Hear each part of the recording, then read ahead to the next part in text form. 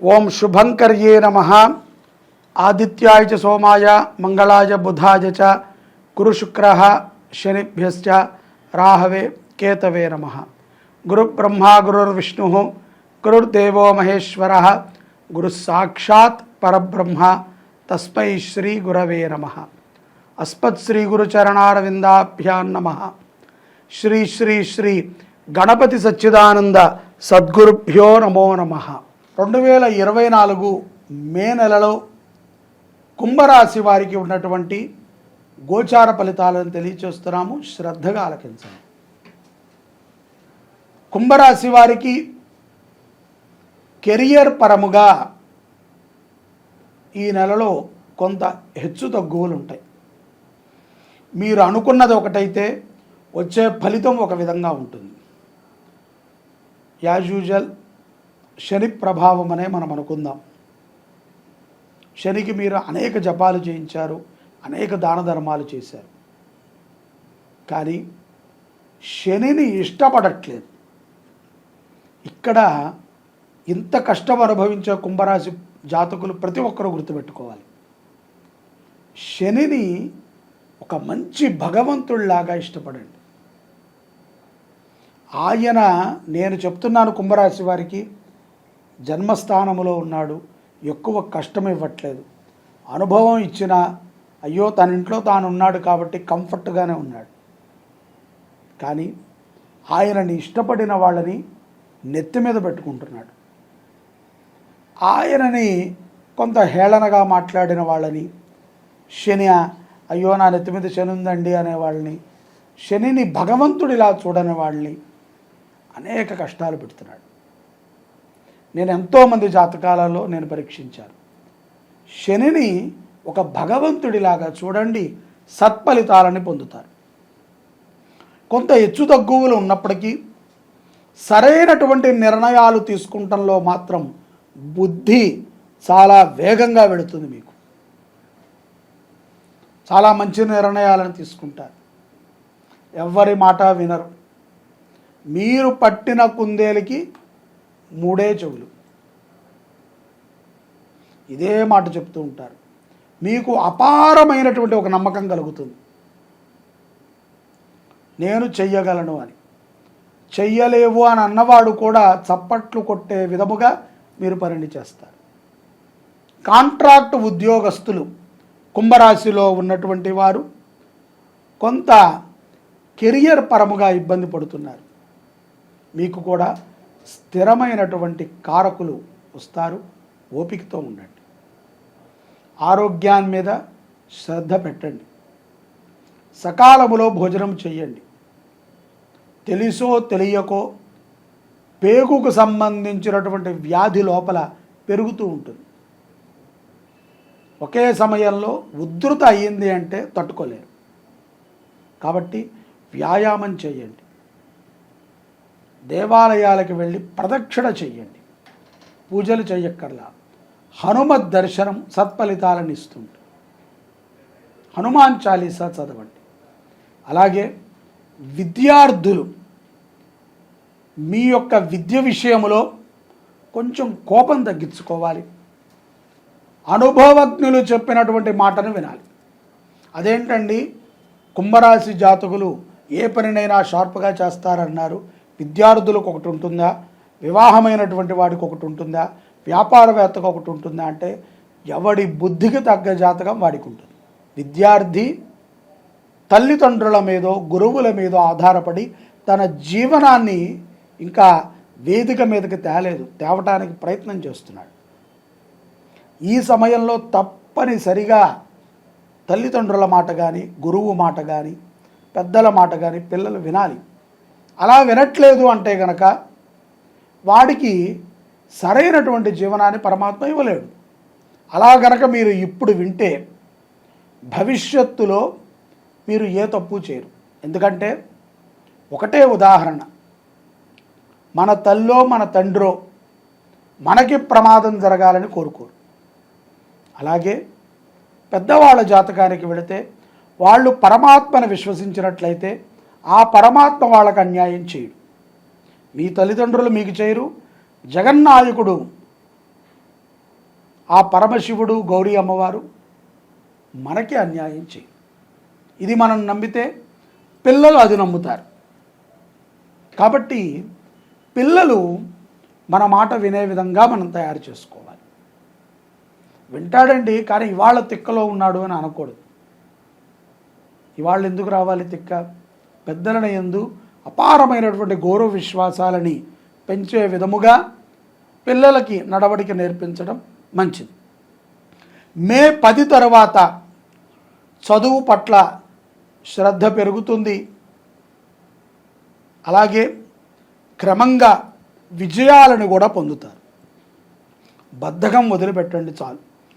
కుటుంబ విషయములో కుంభరాశి జాతకులకి కొంత మిశ్రమంగా ఉంటుంది. ముభావుగా ఉంటారు.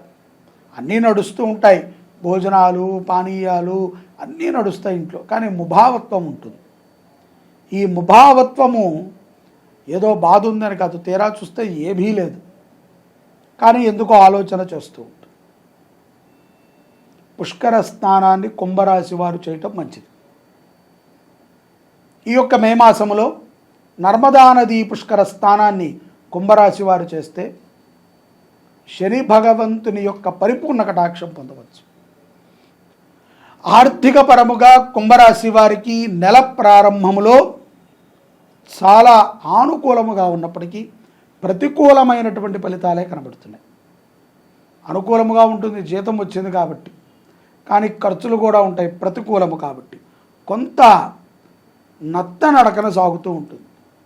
కొంత ఒక 10వ తారీఖు దాకా కంగారు పడవద్దు, విజయాన్ని పొందుతారు. గృహానికి సంబంధించినటువంటి విషయంలో మంచి నిర్ణయాన్ని తీసుకోండి. తొందరపాటుతో ఇక్కడ కొని అక్కడ కొని అది మార్చి ఇది మార్చి మొత్తం అంతా కూడా కలగాపులగం చేయకూడదు. సక్రమమైనటువంటిది మంచిది ఒకటి కొనుక్కొని విశాలంగా మీరు అనుభవించండి జీవనాన్ని. పిల్లల భవిష్యత్తు కోసమనో ఇంకొకటనో అప్పులు చేసి అనారోగ్య పాలు అవ్వకూడదు. ముందు బుద్ధిలో ఒక స్థిరత్వాన్ని పొందగలగాలి.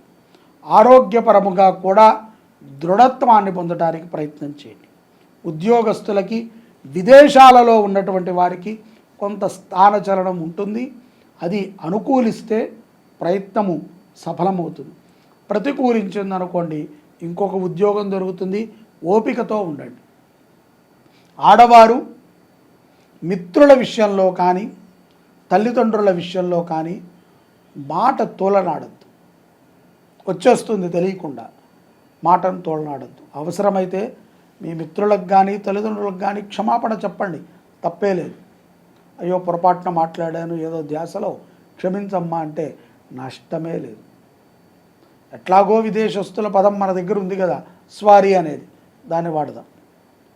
ఆ విధముగా కొంత మనము మానసికమైనటువంటి ప్రశాంతతని పొందుతున్నట్లయితే మాసాంతములో మంచి ప్రయత్నములు మంచి ఫలితాలని మనం పొందగలుగుతాం. ప్రయత్నం బాగుండాలి. అంటే మాసం ప్రారంభం నుంచి కూడా మంచి ప్రయత్నం ఉండాలి. మాసాంతములో మంచి ఫలితాలను పొందుతాం. రాజకీయములో ఉన్నటువంటి వారికి కూడా ఆనుకూలమైనటువంటి పరిస్థితి గోచరిస్తుంది. ప్రత్యర్థి నుంచి కూడా మంచి శుభవర్తమానమే అందుతుంది. ఆధ్యాత్మికంగా ఉండటము మాసాంతములో చాలా మంచిది. ప్రతిరోజు ఉండమనే అంటాము, కానీ రోజు కష్టము కదండి. ఒకరోజైనా ఒక 41 రోజు దీక్ష పెట్టుకుని ప్రతిరోజు కూడా ఆవునేతితో దీపారాధన చేయండి కుంభరాశి వారు. గృహములో ఉన్నటువంటి దారిద్ర్యం తొలగుతుంది. మీరంతా అనుకుంటున్నారు ఇంటికి వెళితేనే చాలా కష్టముగా ఉంది అని, బరువుగా ఉంది అని. కాబట్టి ఆ ఇంట్లో ఉన్నటువంటి అప్రశాంతత, నెగిటివ్ ఎనర్జీని తీసివేయండి. గోమయముతో చేసినటువంటి పిడకలతో పొగని వేయండి. గో ఆధారితమైనటువంటి ఉత్పత్తులతో చేసినటువంటి ధూపాన్ని వేయండి. మంచిది. ప్రతిరోజు కూడా కుంభరాశి జాతకులు విష్ణు సహస్రనామం వినటం మంచిది. విష్ణు సహస్రనామం విన్నా, ఒకవేళ ఖాళీగా ఉన్నాము అనుకుంటే రాసినా మంచిది. స్పష్టంగా రాయండి. సత్ఫలితాలని పొందగలుగుతారు. వ్యాపారం అభివృద్ధి చెందుతుంది. గృహములో అప్రశాంతత కలుగుతుంది. న్యాయపరమైనటువంటి పోరాటాల యందు కుంభరాశి వారు విజయాన్ని పొందుతారు. పోలీసు వారితో విద్యార్థులు కానీ వ్యాపారవేత్తలు కానీ జాగ్రత్తగా ఉండాలి. తల దించుకునేటువంటి పనులని మనం చేయకూడదు. మనము సరదాగా చేసినటువంటి ఒక పని మనకు ప్రమాదాన్ని తెచ్చిపెడుతుంది.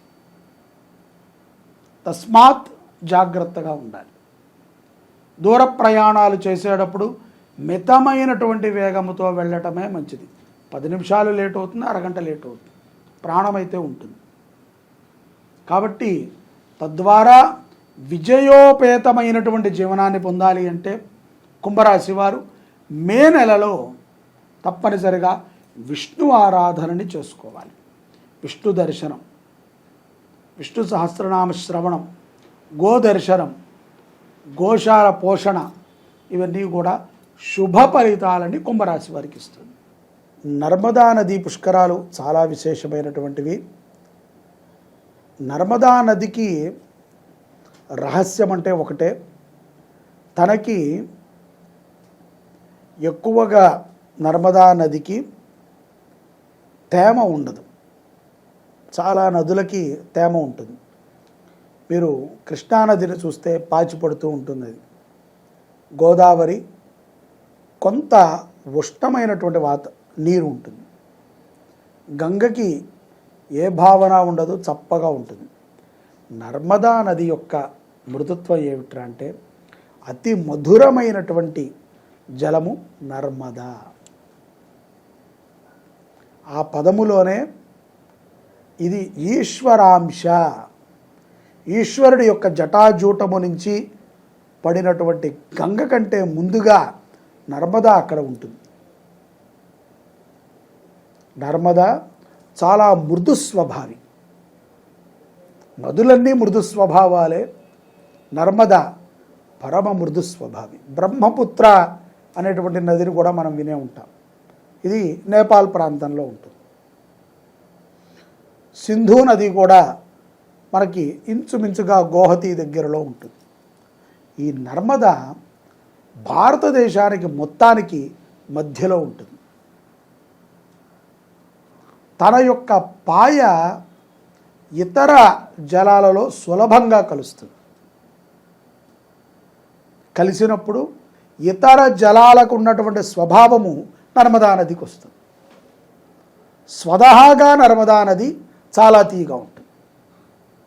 ఈ యొక్క నర్మదా అమ్మవారికి, నదీ దేవతకి మనము 12 సంవత్సరాలు ఆగాలి మళ్ళీ పుష్కరాలు రావాలి అంటే. ఇప్పుడు మనకు ఎలాగో వచ్చాయి. మే 1, 2024 నుంచి మే 12, 2024 వరకు 12 రోజుల పాటు ద్వాదశం దివసే పుష్కరాణి ఆచరేత్.